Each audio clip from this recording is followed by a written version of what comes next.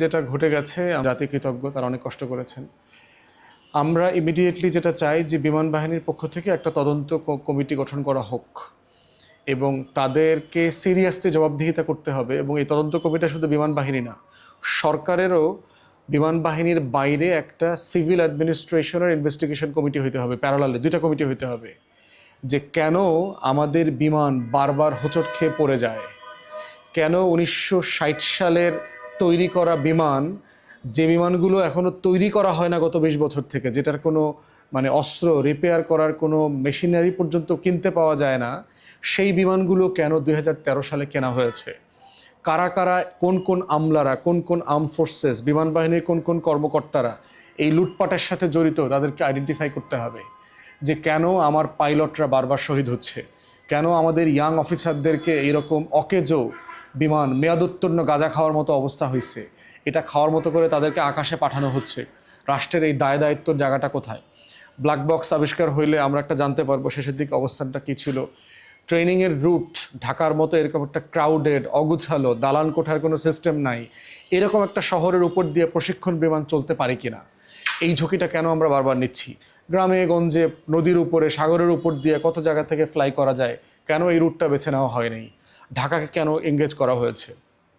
এরকম অনেকগুলো প্রশ্ন আছে। এরপরে হচ্ছে বর্তমানে আমেরিকার সাথে বাংলাদেশের ট্রেড নেগোসিয়েশন চলছে এবং যে লিক চিঠি যেটা দেখলাম আমরা, ওয়াশিংটন থেকে ঢাকাকে যে চিঠি দেওয়া হয়েছে, সেখানে বলা হয়েছে যে অস্ত্র, বিমানপত্র সব এখন থেকে আমেরিকা থেকে কিনতে হবে, চায়নারগুলো কেনা যাবে না এবং আস্তে আস্তে ডিকমিশন করতে হবে। তো চাইনিজ একটা বিমান ভূপাতিত হইল যখন ওয়াশিংটনে আমাদের ট্রেডের নেগোসিয়েশন চলছে, এর পিছনে কোনো শক্তি আছে কিনা যারা আসলে বাংলাদেশ এবং চীনের সম্পর্ককে আন্ডারমাইন করতে চায়, অথবা এর ভিতরে একটা ব্যবসা আছে কিনা, যে যারা আসলে চীনের বিমানকে বিরুদ্ধে একটা ক্যাম্পেইন করে ওয়াশিংটন থেকে বিমান কিনতে হবে অথবা ইউরোপ থেকে বিমান কিনতে হবে, এইরকম একটা বাণিজ্য এবং ক্যাম্পেইন শুরু করে কিনা। এইখানে অনেক ধরনের লেনদেন, কেনা বেচা, ব্যবসা বাণিজ্য আছে। এর প্রত্যেকটা জিনিসকে আইডেন্টিফাই করতে হবে। মাইলস্টোনের দালান, এয়ারপোর্টের চারপাশে নর্মালি দালান একটু ছোট থাকে, 3-4 তলা বিল্ডিংয়ের হয় না। এত বড় একটা দালান কিভাবে হইল? এটা কি রাজুকের বিধিমালা মেনে করা হয়েছে কিনা, এবং সেটা কি মিলিটারি অথবা আমাদের বিমান বাহিনীর র্যাডারের ভিতরে ছিল কিনা, রাজুক সেটা সমন্বয় করেছে কিনা? কারণ রাজুকের প্রচুর দুর্নীতি আছে। ওই ম্যাপের ভিতরে দেয়া আছে ওই প্লটটাতে একটা 4 তলা বিল্ডিং, কিন্তু ম্যাপের বাইরে ঘুরলে ওখানে গেলে দেখবেন বিল্ডিংটা 20 তলা হয়ে গেছে, ঘুষ দিয়ে লেনদেন করে ফেলেছে। তাহলে বিমান বাহিনী একটা ম্যাপ দেখে ওইখানে রুট ঠিক করেছে, যেখানে আসলে 10 তলা বিল্ডিংটা ছিল না, 4 তলা একটা বিল্ডিং ছিল, সেইভাবেই তো সে রুট প্ল্যান করেছে। তো সাডেনলি যখন ভিজিবিলিটির ভিতরে আসছে, যার বিল্ডিং তো এখানে অনেক উঁচু, তখন তো পাইলটের আর সময় ছিল না এই রুট পরিবর্তন করে ফেলার।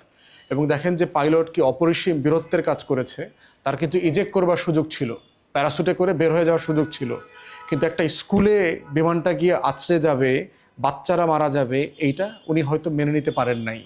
আমার বিশ্বাস ব্ল্যাক বক্সের শেষ দিকের কমিউনিকেশনগুলো যদি আমরা জানতে পারি, আমাদের কাছে একটা পিকচার পরিষ্কার হবে।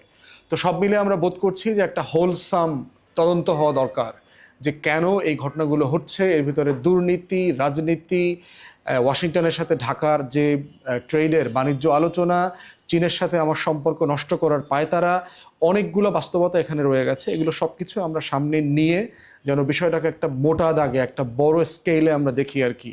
আর ইন দ্য মিন টাইম যে মানবিক বিপর্যয় ঘটেছে, রাজুককে এবং ঢাকা শহরকে, আমাদের সবাইকে সিরিয়াসলি রিঅর্গানাইজ করা দরকার, যে আসলে আমরা যেভাবে বসবাস করছি, জীবনযাপন করছি, এই রকম একটা অযোগ্য বাসের শহরটাকে কিভাবে বাসযোগ্য করা যায়, সেই জায়গাটা নিয়ে আমাদের একটা তর্ক নতুন করে তুলতে হবে।